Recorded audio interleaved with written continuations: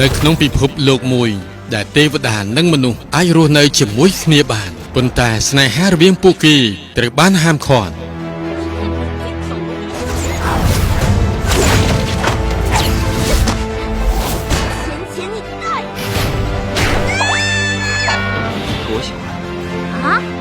ទេវបុត្រកញ្ជ្រោងបានធ្លាក់មកពិភពមនុស្សនិងមានសេចក្តីស្នេហាជាមួយមនុស្សស្រីធម្មតាម្នាក់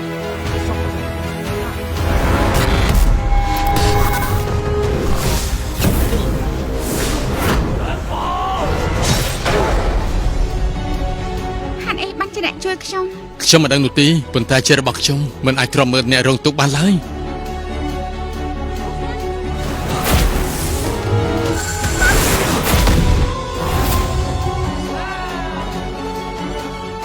ស្នេហារវាងទេវតានិងមនុស្សត្រូវបានប្រឆាំងដោយច្បាប់ឋានសួគ៌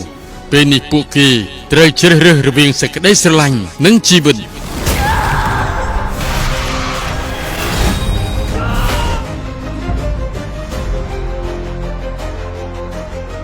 បើអាចជ្រើសរើសបានខ្ញុំនឹងជ្រើសរើសយកសេចក្តីស្រឡាញ់ទោះលទ្ធផលបែបណាក៏ដោយ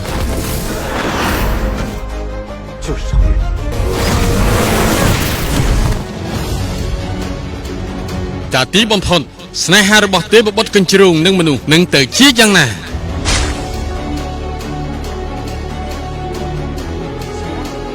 ទទួលសិទ្ធិផ្ដាច់មុខដោយក្រុមហ៊ុន PPCTV